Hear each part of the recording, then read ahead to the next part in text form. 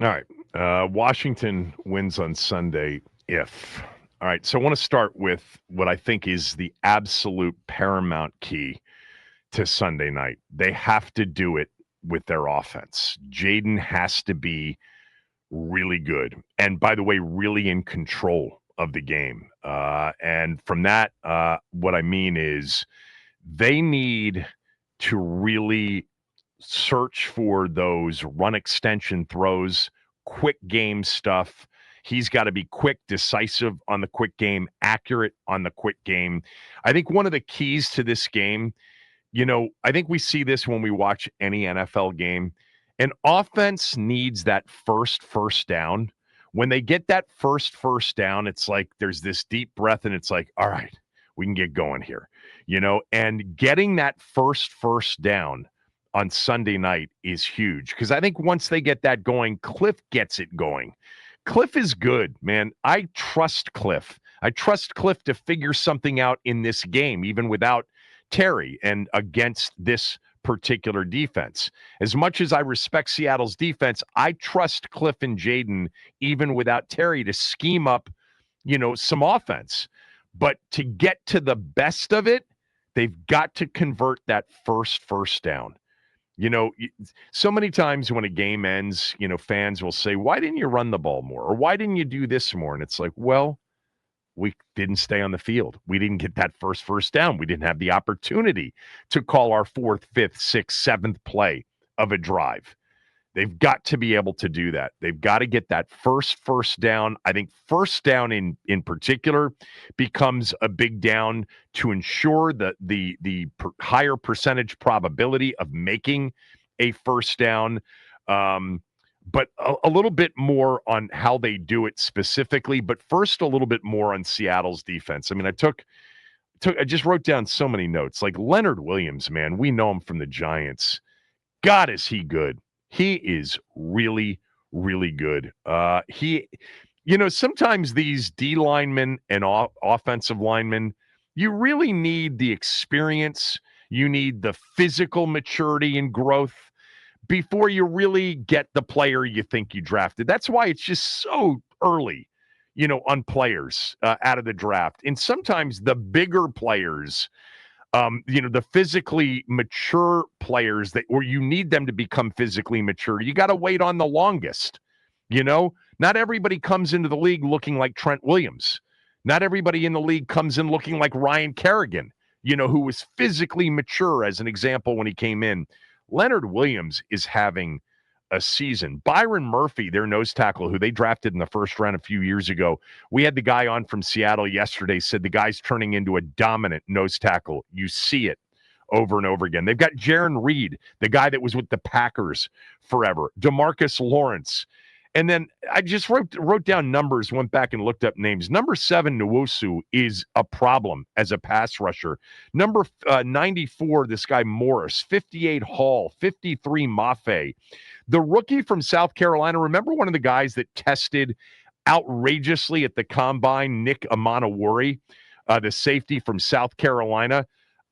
Look out for him at 6'3" and 225 and can run. The guy Kobe Bryant that's been there for a while, number 8. Witherspoon. Julian Love looks like he's out for the game. We know him from his days in New York. They're good. Like their secondary, I almost am not sure how good it is. I think it's really good, but they're so dominant against the run. They're allowing 75 yards per game, just over 75 yards per game. Number 1 in the NFL in rush defense. Number 1 in the NFL in yards per carry defensively against the rush, 3.3 yards per carry. They're number 3 overall in defense per DVOA. And it's really about their up front. And by the way, at least in the games that I looked at, and I didn't look up these stats, I should have, they don't blitz a lot. There is enough belief in their front 4 to get home into pressure. They don't need to blitz a lot. That's why, I'm not so sure about their secondary. Because they haven't necessarily needed it. There's one game this year, One game in which the opposition had a great day offensively, but they did not do it running the football at all. The game of the year, you could probably go back to the Tampa-Seattle game in Seattle, week 5. 38-35 Seattle in that game. It was a game in which the quarterbacks and the receivers were incredible. By the way, Tampa Bay was without Mike Evans in that game. They won the game 38-35. They rushed for less than 3 yards per carry. What did I write down here? Jacksonville game. Tampa Bay rushed for 2.3 yards per carry in the game. They had 56 total yards rushing, but Baker Mayfield threw for 379 and had a 92.4 QBR, and the ball barely hit the ground. 29 of 33. They had 1 or 2 big plays. That was it. A lot of, 10s and 11s and 12s and 13s. Cade Otton, their tight end, was a big part of that game. I think the tight end's going to be big for Washington on Sunday night. Egbuka was the star, the rookie from Ohio State, had like 170 yards through the air and had a big one for a touchdown. But I don't think this is a game in which you can run the football. It's if you're going to score and you're going to outscore them, it's going to be Jaden throwing the football in the game. Going back to the box score from the game. 24 carries, 56 yards, 2.3 yards per carry. Okay, they did not have Bucky Irving in the game, and they did not have Mike Evans in the game. Rashad White was 14 of 41, 2.9 yards per carry. They couldn't run the football. You can't run the football against Seattle. I'm telling you, Murphy and Reed and Leonard Williams and DeMarcus Lawrence, forget about it. It's not happening. And look, Washington struggled to run the football the last couple of weeks against teams that weren't that great against the run, Chicago and Dallas. And then Kansas City, they have the kind of talent that Seattle has defensively. So I don't feel great about the ability to run the football. This is a game in which the offense is going to have to more than do its part. It's going to have to be near perfect, which leads me to my second key. Number one key, have to do it with their offense. They'll have to do it with Jaden putting a cape on, and they'll have to do it primarily with Jaden throwing the football, and they'll have to do it with getting that first down on every drive. That will be crucial. And then I feel like with Cliff, I know not all of you love him. I mean, last year you did, 7 games in, you don't now. Whatever. I think Cliff gets into that rhythm after getting that first down, and you get the best of Cliff. And the best of Jaden. And there's going to be a lot of pressure. Jaden didn't play last week, got hurt in the Dallas game. He hasn't had that game yet. He was pretty damn good against the Chargers, pretty good against the Giants in the opener, but hasn't had, the Charger game kind of put the cape on to a certain degree at the end of the first half when they were down. That throw to McCaffrey, obviously a sick throw. The throw to Jalen Lane on 3rd and 16, sick throw. That was a cape-wearing game to a certain degree. They also ran the football very well in that game. I don't see them running the football very well in this game. I hope I'm wrong, because running the football means possessing the football. It means, everything else is easier. But without Terry, with a banged up, kind of secondary unit offensively at wide receiver, they don't load the box necessarily. They don't have to. But it's going to be Jaden and his arm. And I think, again, I always think about, in previous years, whenever there's been a lot of complaints about the offense for whatever reason after a game, and sometimes it's really obvious why. Well, we went 3 and out. We didn't have a chance to call some of the plays that you wanted us to call. And that's the key on Sunday night. They've got to stay on the field. And I think they can, if they can get that first down. But Seattle is nasty against the run defensively, and they do pressure well, too. Number 2, this has been a key the last couple of weeks and will be a key all season long as they have, a bad defense. If you're going to rely on your offense to win the game, the offense can't make mistakes, Penalties. They didn't have any in the first half against Kansas City. Turnovers. They had one crucial one in the first half against Kansas City, and it hurt badly. And then you can't have dropped passes. There were another 3 the other night. None really in the first half. No punts, no penalties. The one drop was the interception to Debo. But then they had, a Jalen Lane opportunity on a third down. He couldn't pull it in on Monday night. You've got to be flawless on offense. You know that the defense is going to make mistakes. Offensively, no penalties, no drops. And you've got to keep the turnovers to 0 for the game, because the penalties and the drops obviously derail drives, turnovers, end them. This is a game in which if you end up having 10 or 11 possessions in the game, I think you're going to have to score on 6 or 7 of them. What does 6 or 7 mean? Well, if it's 4 touchdowns and 2 field goals, that's 34. All right. If it's 4 touchdowns, 3 field goals on 7 of the 11, that's 37. If it's 5 touchdowns and a field goal, you can do the math. That's 38. I think it's kind of what they need to win this game Sunday night. Watch it be 13-10. Offense, number 1. Number 2, no mistakes on offense. No mistakes. I'm expecting mistakes on defense, coverage mistakes, tackling mistakes. I'm expecting that, even after the solid effort. And I expect them to give great effort. That's a given in this. I didn't even put this onto my list. It's a given to me that Washington is going to come out with fight, with effort. I do believe that. I think that what they showed the other night is what they are. It's a culture thing. For sure. Number 3 is red zone.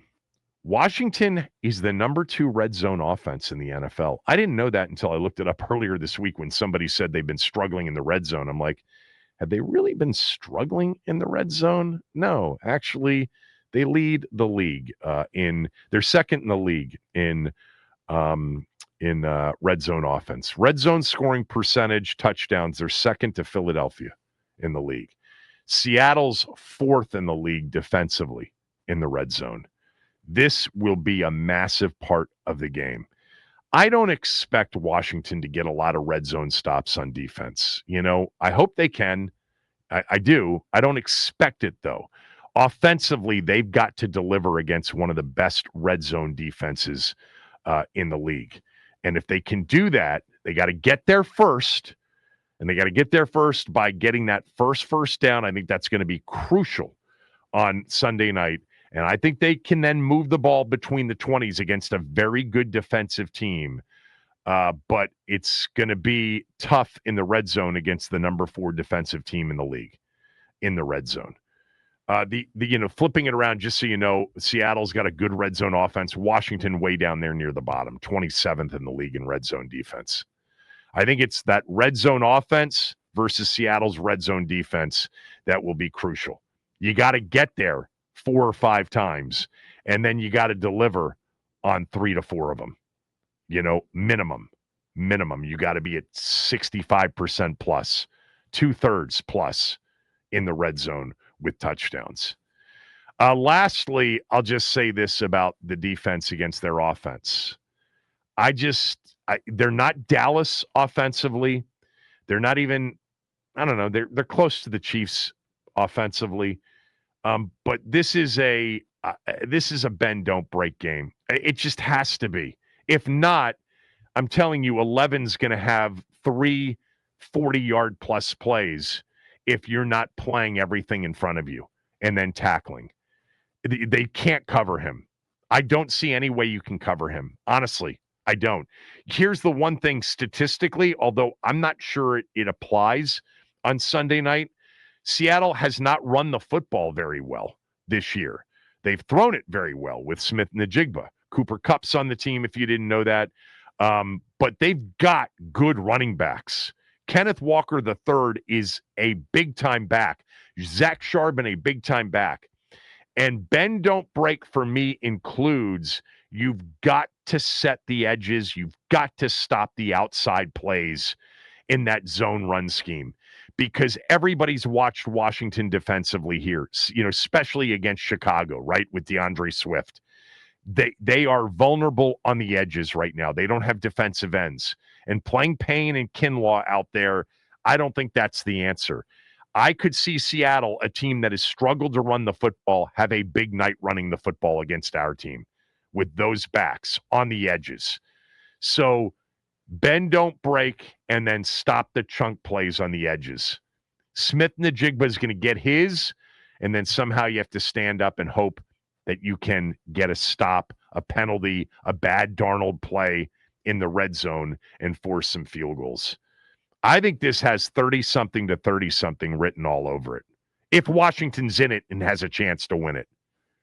And again, if they get to that, where they're matching and they're in a shootout with Seattle, it's because Jaden's having a Jaden night, which they have to get from him on Sunday night.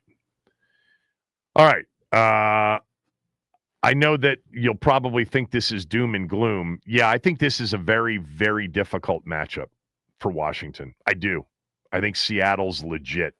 I think all the numbers bear out how legit they are, but the eye test tells you they are legit. I also don't feel good about this being, a Shanahan-style offense and the trouble that Washington's had against it. I do have visions of Kenneth Walker III and Zach Charbonnet, outside on runs getting 12, 13, 14 yards a pop. They have not had great success this year running the football, but they haven't played Washington yet. And Washington's inability to stop. I could see a lot of outside zone going for big chunk yardage. Somehow, though, you can't let Smith-Njigba take the top off 3-4 times a game. So I think it's bend, don't break, and then pray in the red zone. Come up with something in the red zone. They got some guys that try hard. Reeves tries really hard. They've got guys, up front that are going to give you their best. Kinlaw, he's got to make some plays. Couple of batted balls would help by Deron Payne this week, against a quarterback like Darnold who, might be 6'2", 6'3", but sometimes looks a little bit smaller. I mean, these are the kinds of plays on defense that you're just going to take, and it'll be icing on a pretty ugly cake. And you just take them, and hopefully you can get them off the field a couple times or force field goals. But this game comes down to 5, and what he does and what Cliff does scheme-wise to move the ball and score against a very, very good defensive team.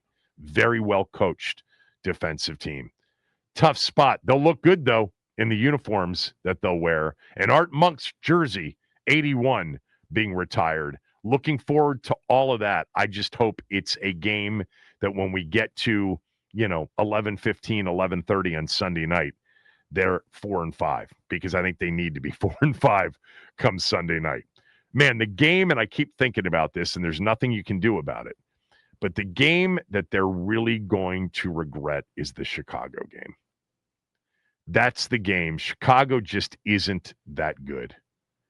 And 3 turnovers, even against not good teams, -3 in the turnover margin is a problem. By the way, speaking of turnover margin, Seattle -4 on the season. It's one of their areas where they've had 12 giveaways on the year. So they've fumbled. They've had some interceptions.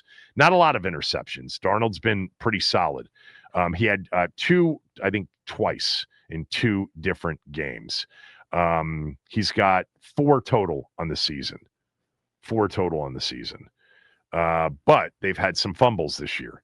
So they're -4. Washington's -5 in the turnover margin. So they're 5-2 record with this excellent team with a -4 turnover margin. If they start to turn that thing around, look out. This team's really good. Mike McDonald, man, they don't seem anything other than truly buttoned up defensively. All right, if you want to weigh in, have at it. 301-230-0980, 301-230-0980. The keys to pulling off what would be a minor upset. They're a 2.5, 3-point dog right now at home.